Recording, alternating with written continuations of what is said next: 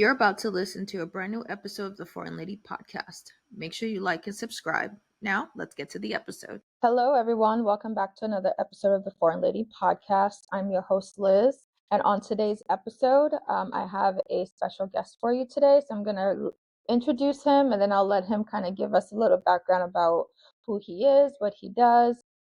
And I'm just really excited to have a chat with him and talk to him today. We're going to be talking to my guest today. His name is Jermaine. Is it E? Is that how you pronounce your last name? That's it, Jermaine Ee. Okay, I've been practicing. I just want to make sure I got that right. So he's a founder and storyteller, and he's known for his latest project, which is called HeirLight. Jermaine is interested in how we spend our time, what we do and what we leave behind. So sort of like the legacy that we leave behind. His career has just zigzagged from across, from tech to education to logistics to political campaigns. He's really had quite a vast trade, I would say. But one of the main goals that he tries to work upon is helping people make better decisions about their money, their careers, and their futures. So I'm just really excited to talk to him about his brand new venture. It's called HeirLight, and it's a way for especially the new generation to start talking about things that maybe we don't necessarily want to talk to our parents about, and we need to talk to our parents about, which is getting their finances right, getting the things that they need to, get their paperwork, whether it's relating to power of attorney, their wills, whatever it might be, getting their estate planning in order. So without further ado, let's welcome Jermaine to the show. Hi, Jermaine. Thank you. Thanks for having me. I'm so happy that you're on the show. I want to start off by saying, how are you doing? Usually, if you listen to the show, you know that I always ask, my co-host, how are you doing? How's the day going? How's your week going? How's everything going for you? This is a pretty hectic week for me. Some travels. I'm here in Los Angeles right now. But all in all, pretty good. Feeling healthy, feeling good, lots to do. So I always love this weeks that I get to do a lot. Keeping busy is good, but it can also be a little draining. So I totally understand. Okay, so can you tell our listeners just a little bit more about who you are in your own words? I know I've kind of gave them a little highlight of just a little bit of what you do, but if you can just kind of go into a little bit of detail about just some of the work that you've done and some of the work that you're currently doing. Yeah, I always like to introduce myself as a son and a brother first. I think that is the primary identity of who I would like to be remembered for.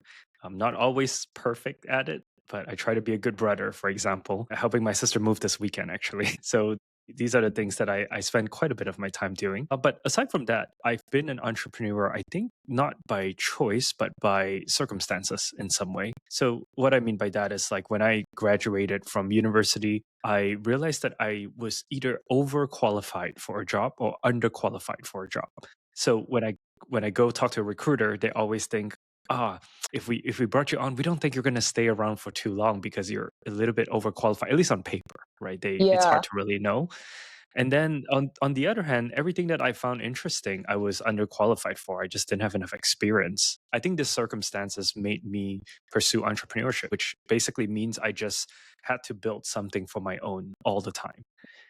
And that's been my life for the last I know I look pretty young, so I'm 34. So for the last 16 or so years, I've been working on projects, chasing curiosity, working on things. What makes HeirLight different though from everything that I've ever built was, I think, all my 20s I was trying to chase all the success that would make me at least outwardly feel successful. I think I like many men in their 20s, I believe that being successful was the solution to all my insecurities, right? And I think at some point I found some success and I was like, okay, I still feel a certain way about myself and my relationship to how I show up in the world. And so I think HeirLight is the first startup project that I worked on that truly is a reflection of who I am as a person through and through. I think that's amazing because, some of the things you talk about, especially when we're in our 20s, especially for men, right? I think society kind of tells us, oh, you have to be at this stage, at this point in your life at whatever age you need to be. And I think that's great because I think like you, I felt in that bubble of, well, I'm too qualified for this job, but I'm not quite qualified for this. So I think a lot of people are like you, where they're like sort of building their own career paths and building their own way. And I definitely love to see it. So how would you describe, your work or the sort of like your mission that you're on with someone who's never heard of you, right? Like if someone's like, can you like just describe Jermaine's work in like 2 sentences? What would it be? I know it's probably more than that, but what would you say? What's like your elevator pitch in a way? Yeah, I will say I'm just generally someone who is curious and rebellious. Right? When you put those two things together, it creates someone like me who at basically every time of my life, like I looked at something and I thought, you know what, the current way of doing it is a little bit outdated. Why can't we do it some other way? Like I've always pushed the envelope as to like what is possible, like challenging the assumption of like, well, something takes a month, and I would always ask like, why not 2 weeks? And kind of push back, and it's quite tiring, I think, for people to work with me throughout my the last decade or so. Like I've surrounded myself with people who also want to be elevated and pushed to this degree, not in everything of my life, but certainly the work aspect is quite intense. Let's talk about who or what inspired you to sort of start this journey of yours. So from HeirLight to some of the other businesses that you've done, who or what have some of your inspirations been early on? What were some of the challenges that you sort of faced in starting out of like, man, like I don't know if I can do this, or what sort of roadblocks did you sort of have to overcome in persevering and pushing through? Yeah, I'm very lucky. Like I'm the child of two immigrants with very different styles and stories. Mm, So my father, for example, he's wildly creative and very courageous. He's an entrepreneur over and over again. And when I say over and over again, I mean the good times, the bad times, things that don't work out. Like I think I learned it from my father to always get back up and keep going, right? No mm, matter how. And also honestly, to hold the family unit together, to be like family's the home, no matter how bad life is outside, there's always the family. And then my mom is like this like larger than life, emotionally intelligent person. She's a very mm. simple woman. All she does is she wants her kids to be happy, healthy, and then she work and save every penny, like many immigrants do. And they both came to this country late 70s, early 80s, started, like many immigrants do, didn't speak English, started with very humbling jobs in Oklahoma, where they started in the US. And so for me, kind of what makes me who I am is like this ability to see the United States in a lens of like, first, I feel very grateful to be born here, right? The privilege that Yeah. I'm afforded And we to be talked an about that a American. little bit, where you sort of had a unique experience of being born in the US, but then and growing up here for a little bit, but then also growing up in Malaysia. Is that right? Yeah, yeah. I lived in Malaysia for about 10 years, and this I think this contrast made me appreciate some things more, and also Hmm. understand that the world isn't just the United States. There's so much Yeah. more in this world. Yeah. And to understand what diversity really means, coming from a perspective of like, yes, I am born here, I have a passport here, but I don't look, quote unquote, like I don't know what an American should look like. Right. Certainly I am a minority in this country. And so was I a minority in the country of Malaysia. Chinese people are not the majority there. And so I think all this experience really shaped like kind of the way I looked at the world, in a sense of like I can always strive to do more. I think I start everything from a place of like I'm just so grateful for the setup that I got, so that I can, not worry about survival and try to Yeah. do more. Yeah, I think that, having that different perspective and having that unique experience, it does give you a different way of looking at the world, like versus like I think at least for me as an speaking for me as an immigrant child, you do sort of sense and see the world in a different place than say like someone who's maybe doesn't have that duality or being coming from like a foreign family. I think that's also a way to sort of it inspires us to want to do better because we see how our parents were and their sacrifices that they made for us. And so that's sort of our sort of jump off point to want to succeed and to want to be better. So I think that's Great. So was there like a defining moment of or like a spark that made you think, okay, this is what I want to do. Like this is what I need to be working on. This is what I need to be building. This is the path I need to be taking. Yeah, I can actually take us back 2 steps, right? So Okay. during COVID, I was living in New York City. I had a startup there at the time, a business that was going well. Mm-hmm. And for all the years that I lived in New York, I always thought if I wanted to see my family, I can jump on a flight and fly over to back to LA and be hanging out with my family. But during COVID, that task became a little bit harder, right? It because of, I didn't want to spread a virus. Everything was a little bit uncertain at the time, and I just didn't want to bring COVID to my family. And it got me thinking to, wow, I really took for granted the fact that I used to be able to just do that. And so when I got to hang out with my parents at some point, we were just sitting at home, we're all working remotely on our computers. I looked around and I thought, this is the life that I want. Like I want to just be able to spend more time sitting next to the people that I love the most. And why am I not designing my life around that? And so it took me a few years, and a few years later, we shifted things around, and I ended up getting this office actually right here where I'm sitting. It's a Mm. WeWork co-working space where my parents has an office, and I have another office like right across the hallway. And so Oh, we optimize for time spent together, right? yeah. And we still live our own life. We still build our business. We do our thing, and then when available, we have lunch together, or we go to the gym together after. And so this is kind of this like challenging assumptions of like, what does it really mean to be an adult child? Mm-hmm. And one of the stats that hit me really hard that came out during COVID or made popular during COVID was that by time we are 20 years old, we would have already spent 90% of all the time that we have with our parents. Wow, that is interesting. And then if you think about it to 30 years old, by the time we're 30 Yeah. years old, we would have already spent 95%. Statistic average, right? We're talking Yeah. Yeah. all the Yeah. people in the United States are surveyed.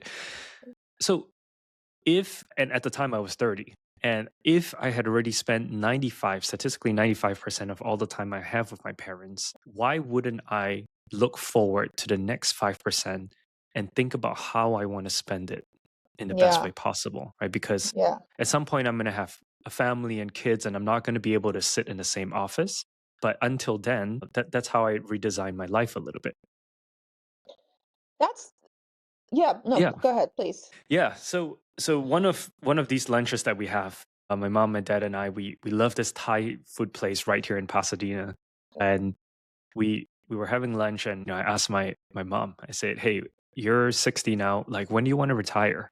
Right? Like, why don't you try to like spend a little bit more money that you saved up for? Because we like the 4 kids, we don't really need it. Just go live your life." And what I realized is like when you spend all your life saving, you don't really know how to spend, Mm. right? That's Repeat like that. Repeat it repeat that again. is such an immigrant thing. When you It spend is. all your life just surviving, saving every penny, thinking about how do you accumulate not for yourself but to protect the people you love, right? Like very noble Yeah. cause. You kind of forget. Like I remember I think 2023 summer, we went to this nice resort down in Mexico, and it was expensive. And at least by our family standards, it was really Mhm. expensive. And my mom was like uneasy. She didn't know what to do.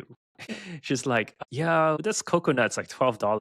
It's kind We of don't dumb need to pay it. $12 for. But I'm like, yeah, but you're here. Like, what are you gonna do? Yeah. Do you want to have a coconut and lay on the beach? Right. That's what I realized about my parents, my mom more specifically.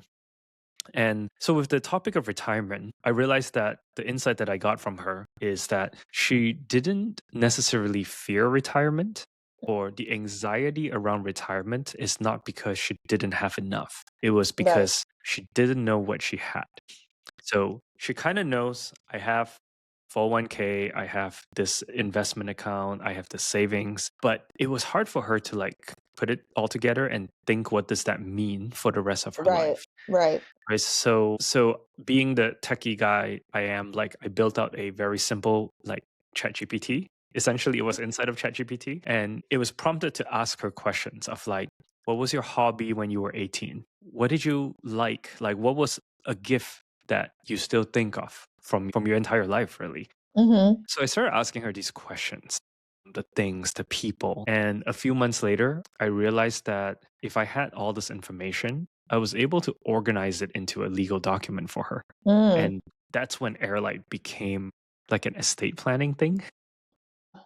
Before that, it was just like, let me just chat with my mom, basically. Yeah, it was just so it just started from a conversation that you were having with your mom, just about, her life and what she wanted to do when she retired, and that was basically what sparked the idea for you. Yeah, I mean, I think, and I'm super curious. I know you used HeirLight, and we started off wanting to. Actually, our first version, it was just a conversationalist, and I know when you used it, it's quite rigid because there's just a lot of legal things. We're constantly going back and forth, right? Like if our user came to us and say, "Hey, I want to make a will," but then Hmm. we're like asking you about your dreams and we're asking about your Yeah. favorite hobbies, then you're like, "All right, at the end of the day, we don't really get you to make the will, so we're not like delivering the promise that we have for you." But at the same Hmm. time, we know for a fact that like people kind of go through the process and they kind of give up. This is why most people don't have a will. And so Mm. we're like constantly doing this UI UX dance of like how much chatter do we allow, how much legal do we allow. Anyways, that's that's kind of where we're at right now. Yeah, no, I had a chance to kind of mess around with it a little bit. I thought it was very user friendly.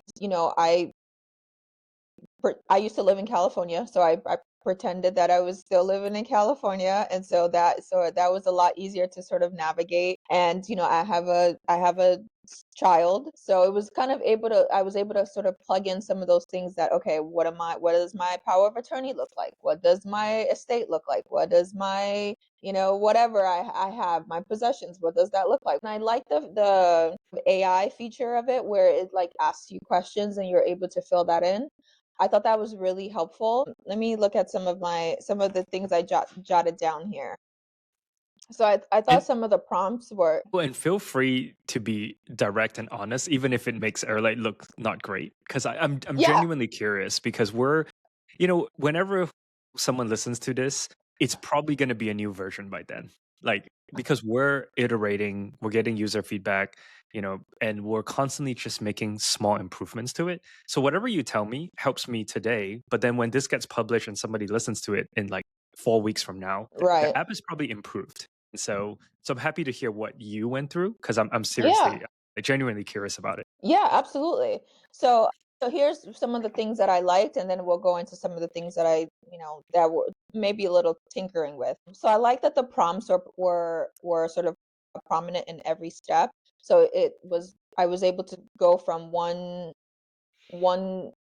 tab to the next, and the AI feature was very helpful in guiding me and providing me information. I like that there was feature that walks you through every step of getting asked the questions and along the way. I noticed that there were not a lot of it was very standard pages. It was just all of the information you plug in and that was it. It's not customizable friendly. I don't know if that's something you're going to be working on, because if someone has like 1,000 assets or something like that and they want to use this, then this is a simplified version. But I'm curious to know if there's going to be a more like complex version of the app. I like the fact that there were some topics that talked about what's a beneficiary, what's assets. So it kind of goes into a detail of like, okay, this is what a beneficiary is, this is what a directive is, these are what your pets are entitled to, whatever. This is what an executor is. I like that feature. And yeah, I just think it just needs to be a little bit more detailed, because right now it is a very, very simple version of it, and it is limited to what it does ask you. But I think it could definitely expand on making it more expansive. So those are my thoughts. Yeah, actually, let's workshop that a little bit. So Okay. so when you go to an attorney's office, typically what happens is they give you this like 20-page document, like fill out Yeah. all these things, right? So Yeah. we looked at that and we're like, let's circle all the things that are the most essential. Let's do that Okay. first. And then once you complete the essentials, we go on to the secondary to strengthen your will, so to speak. So there's this concept that we found as we're doing research with attorney, designing the user experience, like the user journey. There's this concept called gift of residue. which essentially means like everything else. So what we realize is that a lot of people, let's say they have, it's hard to say how many assets because we probably own a lot of things, but not everything you want to list inside your will. But let's say you have 100 things you want to list inside of your will. That's going to take a while. But for the most part, I think what we realize is that most people start the process and they get stuck because they're like, "Oh, I don't know if I added everything." Or like, Hmm. did I forget something? Or what was this? What was like the model of this thing and the description? Like it becomes like, people go through this process and they stop. And so our goal was to try to get our users through the whole process in the straightest line possible while Yeah. covering all the essentials. And then the way we imagine our users do this is like, let's say we're getting brunch and somebody has a very nice necklace that walked by us. I want to be able to say, "Hey Faye," which is the AI, right? "Hey Hmm. Faye, next time remind me to update my will and add my necklace that I got from my grandma, and I want to give it to my niece." And then Faye's going to be like, "Got it. What is your niece's name? And is there a story?" Right? So then when you tell that, it records it. So the next time when you update your will, everything is there for you. That's kind of the logic that we went by. That's okay. Okay. When you put it that way, it makes sense. Like, because initially, I think I just kind of went into it as like it's a will making app. It helps me record what I need to leave my loved ones. But when you think about it in the way of it's the thing that's constantly changing and constantly moving, then that makes a lot of sense. And now the AI feature makes sense, and then I think the sort of poignant details in there make sense because I was like, this is like the bare minimum simple, which is fine because there are people out there who's just like, hey, I just want to leave whatever I have to this person. I don't really have much assets, and that's pretty much it. So I was just curious as like how it is for people who want to be more detailed in what they want to maybe give away. Yeah, and I mean, this is a conversation that we have internally as well as with our current users all the time because for one thing, clearly we need to do a better job communicating the app, Hmm. right? So like you're someone who we're using it with a high intent Yeah. and we didn't communicate this to you. So this is kind of a thing that we need to adjust. And this is actually the best part about building a startup and me not having investors, which means I don't Hmm. have to be worried about like, oh, my investors are gonna think I did a bad job because I didn't explain this feature properly. I don't have Yeah. investors, right? It's just me. So I get to kind of workshop it and try to go in the way that makes sense for my target users. So yeah, So thanks for the feedback. of course. Let's talk about who are your target users. I like to think that our listeners are a little bit more of like our age, millennials, people who are in the market for an app like this to maybe set up their estate. So who are these targeted towards? Is it targeted towards them? Is it targeted towards the older generation? Kind of talk to us about who you want Airlight to be for. The 70% of Americans that don't have a will, they only think about a will for a few reasons. They just had a child, they bought a house, they switched jobs, someone around them passed or is sick. And there's like a few small ones, right? So we're trying to meet these people in the moment that they think, I know I need to have a will, but for one reason or another, I haven't done it yet. So we're trying to meet people like that where they are. And Okay. if you had to bunch them into like demographics, it's mostly going to be 30 to about 45 years old. And the tricky thing right now is if you happen to get a targeted ad from us, right now we're testing a few angles. We're testing the new home, the new parent, as well as the somebody in your life just got sick and you're thinking about this. So I'm actually going to launch this ad today because Okay. I want to see if I can speak to the person that was me 7 months ago. So we probably didn't talk about this live, but I lost my mom 7 months ago. So like she suddenly So passed sorry to away. hear that. Yeah. Yeah, So sorry and about that. and she never got to use HeirLight, right? And I kind of think back to myself 7 months ago. If I didn't have a trust setup, I would probably be feeling like, wow, death really sucks, right? And there's just not enough resources out there that's reaching people who are going through that feeling I had, which is like the Yeah. overwhelm of death, of like having to manage paperwork and everything after. And It like sucks. it Yeah. sucks. And so honestly, I think one of my ads should just be like, dying sucks. You can Yeah, make it suck less for the people you love, I right? love Honestly, it. that's what it is. I feel the same way because, I I think I shared a little bit of this with you off air, but I lost my mom a couple years ago too, and it was very sudden. And she didn't have estate planning. That was like, you don't talk about death. It doesn't happen. And then when it happened, it's like, oh, there's a lot of paperwork that goes into this. It's like I don't know where to start. What do I do? Where do I turn to? Like who gets what? Who like it was a complete nightmare and just a complete disaster. And I think that also prompted me to be like, I don't want my kid to have to go through that of feeling like, oh, my mom didn't have anything in place for me before I passed away. So I decided to kind of get my estate in order of like, well, I see what it did to me and like it scarred me for life. I don't want that to I don't want to have to pass that on to my kid and then he's also traumatized with like all of this. So I think that's why it resonated with me, and I think it's going to resonate with a lot of people because there's so many people who are in that same position where they have let family members pass away and they have no idea what to do when it comes to their estate. Yeah, I think either first-handedly or just through a friend, I think everybody knows of at least one story of like the mess that is left behind. Oh And so yeah. we're hoping to tap into that messaging a little bit.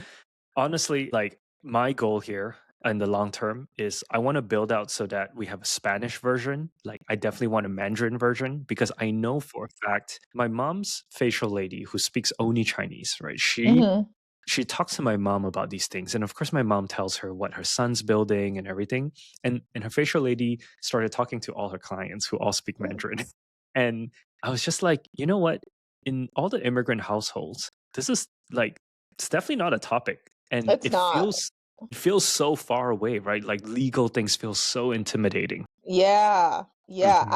So I was the first one to kind of go into the legal field in my family, and people thought I was nuts. They're like, "Why did you?"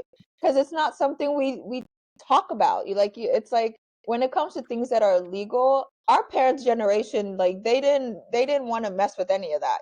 They were just we just do the work, hard work pays off, and that was it, right? Get an education, do the work, and you'll live a good life. That was it. So anything sort of like outside of that realm was very foreign to them. So I'm glad that we're talking about this, and I also think that this can help those people who maybe do have parents who are who don't want to talk about this or who are intimidated to talk about this, and just kind of approach it in a different way of like, hey, let me just ask you some questions of like, like you did with your mom, of just asking them questions about their life, how they want to live, certain things like that, and sort of make it not like a morbid thing like a lot of people think about, but of a, I just want you to have something in writing so that whenever that time does come, everything is in order for you. What you want for your funeral, who you want invited, whatever it might be, who you want to give that necklace to, I think all of those conversations are very important to have. I'm curious, as someone who's obviously like thought about this topic and you went through HeirLight, what do Yeah. you think about the price point? So I'll give you some context. Generally, when you export the documents, our services can be done. Of course, it's ideal if you refresh your will every few years when you add new things, your life changes, right? We save all Right. that document, we save all the info for you so you can come back and easily update it. Mhm. We wanted to have a very low yearly subscription so that people can Mhm. just come back and like export again. I'm caught up with a few things. So my legal bills are pretty high, like every state, like all 50 states. I'm talking to attorneys. So Yeah. that's my reason of why I need to make some money and also Yeah. Facebook ads. But aside from that, I genuinely think like, okay, so like I'll put this out there. If you're listening to this right now and you're in a financial hardship, but you want to get your will done, just write to me at jermaine@airlight.com. We'll send you like I don't know what it's 99 or 95% off. We'll just send that to you because I generally I There want you everyone go. to do it. And we'll put it on our socials as well, so you can get that information there on our socials. Yeah. But on the other side, I have to somehow like recoup the costs, and I do have two Yeah. co-founders slash engineers working with me, and like even if I don't Yeah, need I to make get a it. lot It's of a money, business. they need to make Yeah, money. they do. Yeah. So So with all that context, I am actually thinking about lowering the price for if because if I'm mission driven and I want to get as many people to do this as possible, I'm not really trying to maximize profit. I just don't want to be Hmm. like in the hole, so to speak. Yeah, yeah. So what was your kind of immediate like feedback gut feeling about the price point? I thought for, and I actually wrote it down. So is it okay if I say the price point or? Yeah, yeah, go for it. Yeah. Okay, okay. So the app is $179 a year, which is not bad because if you go to an attorney, you will pay more than that. Just to get a standard will for myself, I had to pay over $700 for my will and estate planning. So, and that was not a yearly thing. That was a one-time shot. That was it. So if I need to go back and redo something, I got to pay that money again. So for $179 a year, I think it's affordable for the average person. I really do. And um if they only want it for a year, that's fine. If they want to keep renewing it, it gives them the option to do that. But I think it is affordable where a lot of people are able to afford that price range. And Just Liz, my thought. because you have your will, we're actually building a feature where in the future you can upload your existing will and our AI Hmm. will ask you questions to like clarify things and then you can update Okay. it. Yeah. So that's Oh, what we're that's working on as well. wonderful.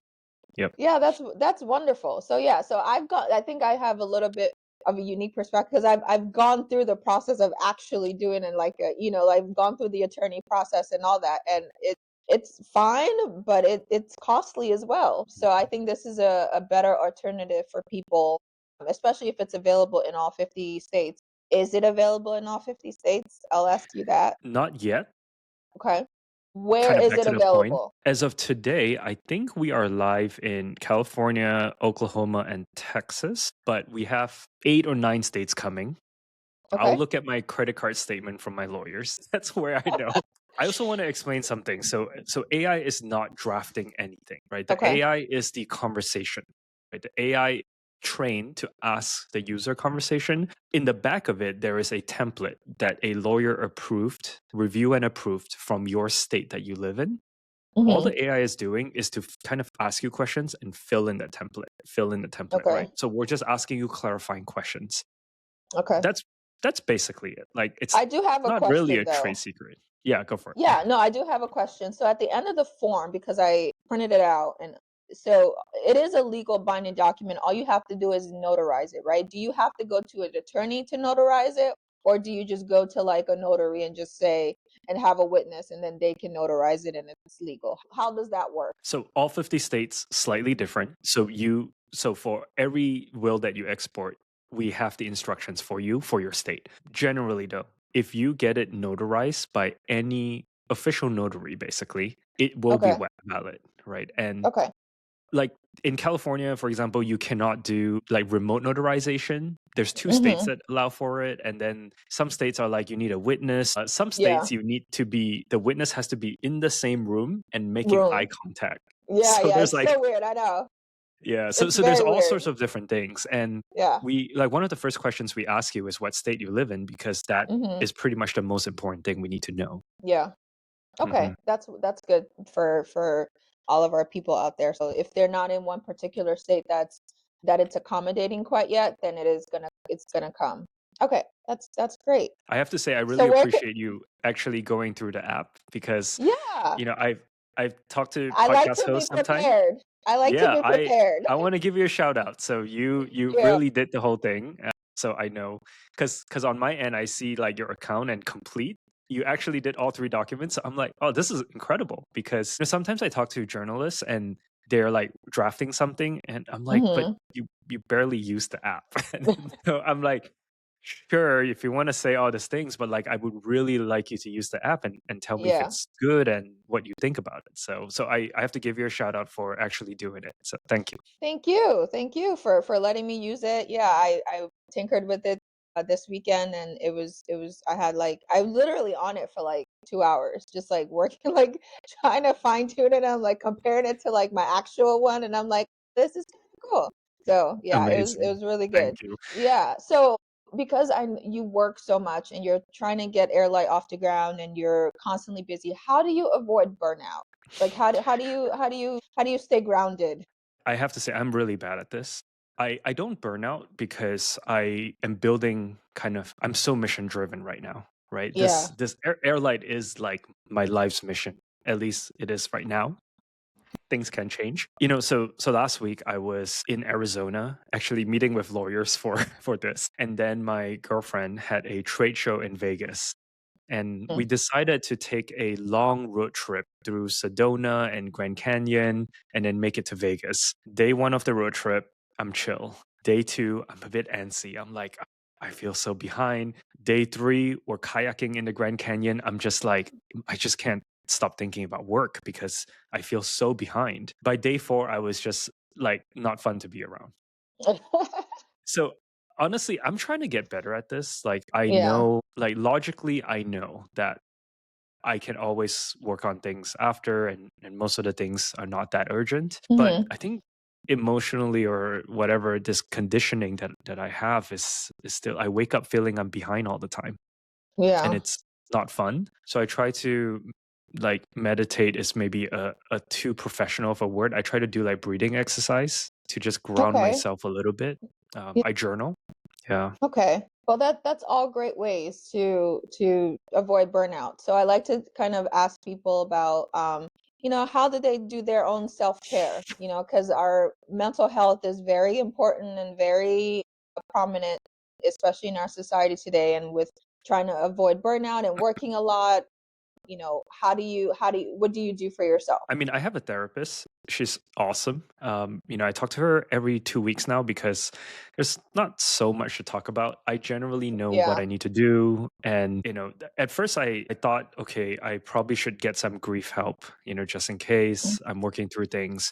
But because I'm so mission focused on Airlight, I feel like to me that grief still happens sometimes. Like I listen to a Yeah. song, it's pretty tough. But all the energy that I have, all the love for my mom for the grieving Yeah. is kind of now like Airlight because Yeah.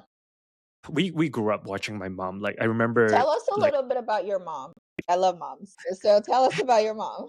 yeah, she like we grew up watching her. Like if it's raining, I'm thinking about this specific scene like 10 years ago in LA. It was raining, which is rare, and somebody's car Hmm. stuck in the middle of the street. She literally just got out and like helped them push their car. And Gosh. like that's how we grew up, right? And Yeah. my dad as well, like we do a lot of work. Like my whole family, we would go down to Mexico and Yeah. like do house builds, and like humanitarian stuff.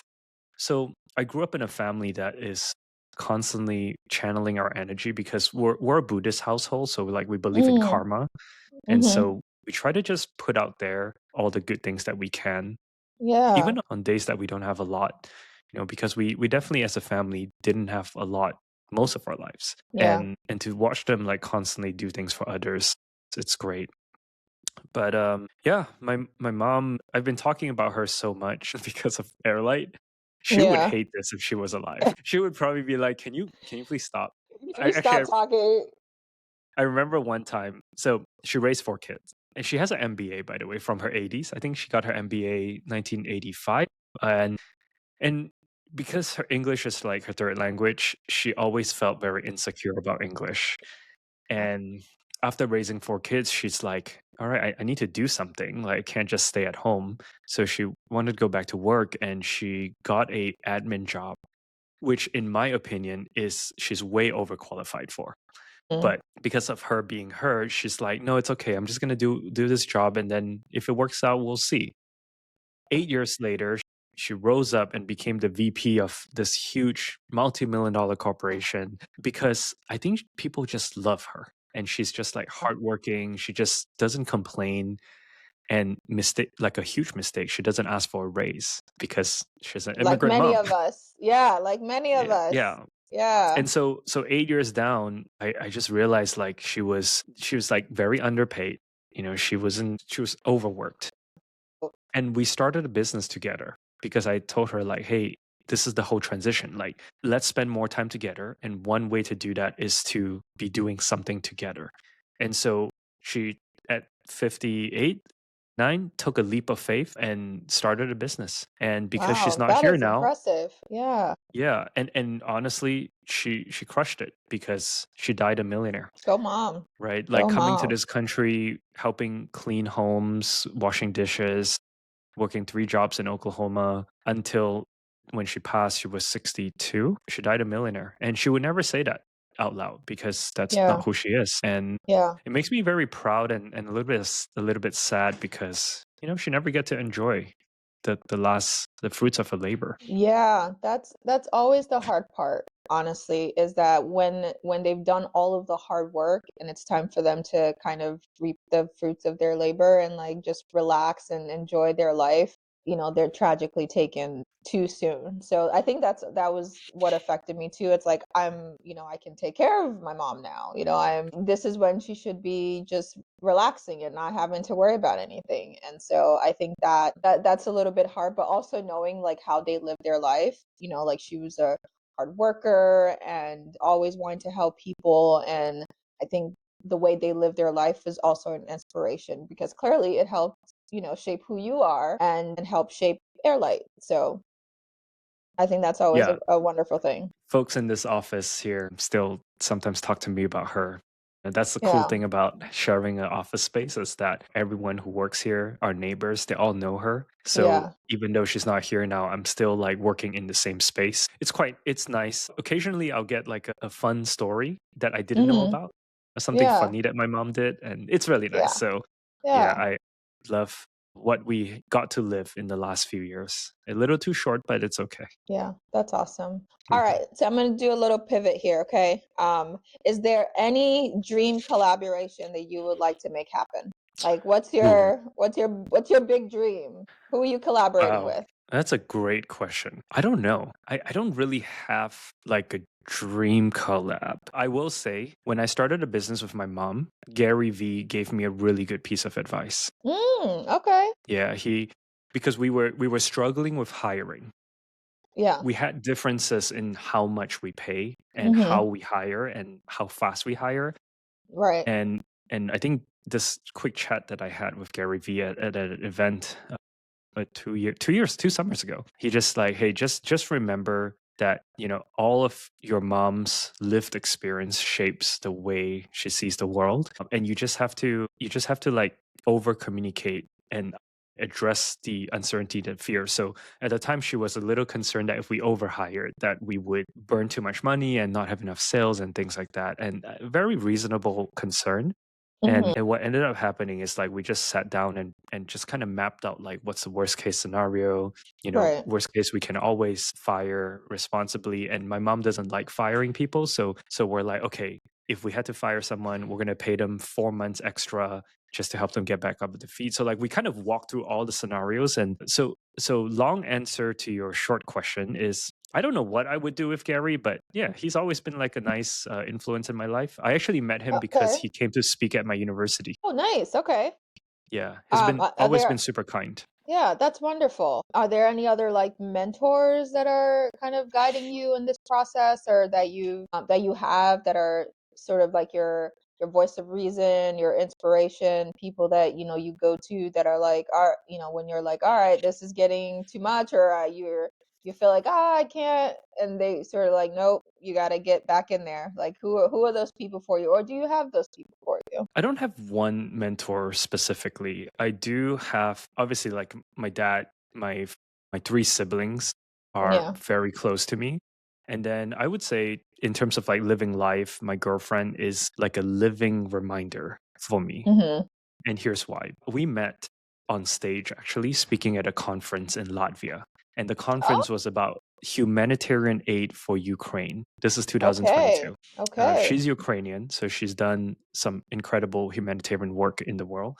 Mhm. And since we've been together, I've been able to kind of have a perspective shift about just like slowing down a little bit and try to like Yeah. stop and smell the roses. I Yeah. think it came from a place that's like a little sad and very pure, which is when I went to visit her family for the first time in Ukraine, in Kiev. This is during the war Mm. still going on right now. Oh, okay. I was gonna say, is that before the war? But no, that was still happening.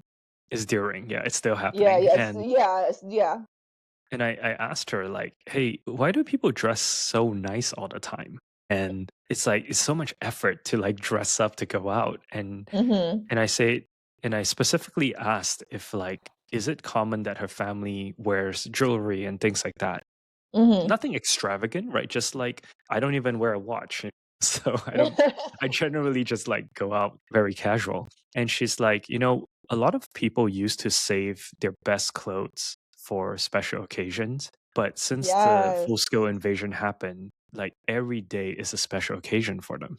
Like you never know Yeah. when a missile will fall on you, even today. Not an Wow. exaggeration, right? And like got me to really reflect on like what are we saving some of these things for. Yeah.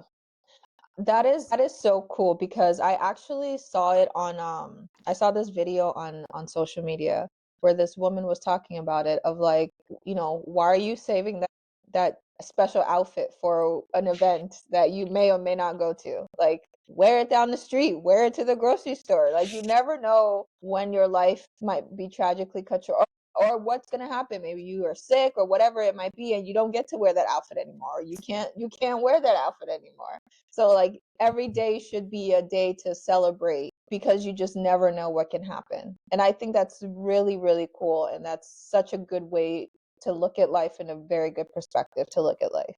That's awesome. I love that. I'm still not perfect in it, I still stress Yeah. over small things all the Yeah. time. Yeah, but Look, I'm the queen of that, but it's nice to hear. yeah, I think that's what it is. Like coming on podcasts and talking about these things, I know for myself, like I need unlimited reminders, Yeah. because the thing is like you never know when a story is going to hit you, right? Like we consume all these things all the time, but like sometimes when I'm down, I listen to something and I'm like, "Oh wait, I knew that logically. I knew that." But Yeah. hearing it in the form of a story at the time that I need it, I think that's why I keep going. 'Cause honestly, after doing a few podcasts, I was like kind of sick of my voice. I don't know if I should keep talking. And yeah, I'm still gonna keep going because I Yeah, know, keep going. yeah, I know it helps people, and I've already gotten feedback. So I love to keep going and keep doing this. Yeah, keep doing it, man. You're doing great work. So I'm not gonna hold you a little longer, but I just have,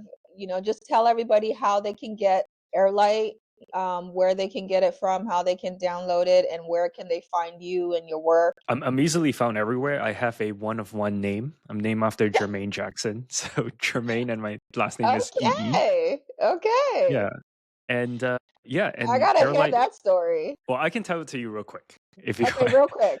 Because I'm a Yes. huge Michael fan. I'm a huge Michael Jackson fan. Ever Oh, since I saw you're gonna Thriller love as this. a kid, I was like, I'm like, that's it. Okay, you're gonna love this. All right, so it's the 1980s, late 80s, and my Hmm. parents, of course, two kids, teenagers at the no 20 somethings from Malaysia, had just moved to Hmm. the United States into Oklahoma, and they got married, and having their first child. Like, so they were sitting thinking, our first American-born child. So much hope and dreams. We want to make sure that he's going to have a great life and that he's going to have a very American name. Like they didn't want to give me like a Chinese name that nobody can pronounce and get bullied and all that. So then they looked around and they're like, what is popular in the late 80s? And it was Jackson 5. So the funny thing is they didn't know Jermaine's a black name. And I see. Got they it. had no idea. Got They, it. they just they Okay. just thought, okay, Jackson 5 super popular. Let's pick the older brother name. The brother. Got it. So they named me Jermaine, and it's very wholesome. It's like there's so much hope in this like first immigrant born name. So Yeah. I'm having this conversation with my girlfriend of like maybe we should carry on this tradition in my family. So when we have, let's say, a son in a few years, we're Hmm. gonna name our son the most American name possible in 2029, Yeah. which would be Jose. Jose, I love I love it. That would be so awesome. Can you imagine 3 generation Ken, Jermaine, Jose? That is awesome. Oh my God. I love it. Well, Yeah. Jermaine, thank you so much for coming on the show. It was such a blast talking to you. And Again, tell everyone where they can find you. Yeah, I'm Jermaine E everywhere. So Okay. pretty easily found, just search me up on Instagram and everything, LinkedIn, Okay. whatever, whatever, I'm out there. HeirLight is at HeirLight, and then I'm gonna send Liz a link for at least a 50% off. So I would Yeah. love to know what you think about the app. Yeah. So please, if you are interested in the app, check out our social medias. We are going to post the link to the 50% off and also where you can find Airlight and Jermaine as well. So definitely make sure you check us out on our social medias at the Foreign Lady Pod. You can also email us if you have any questions for Jermaine or just want to say hello, whatever you want to do. Send us an email, send him an email, whatever you want to do. We're up for it. So it's the Foreign Lady Podcast at gmail.com, and you can find Jermaine everywhere. Thank you so much for joining us today. We appreciate it. Thank you.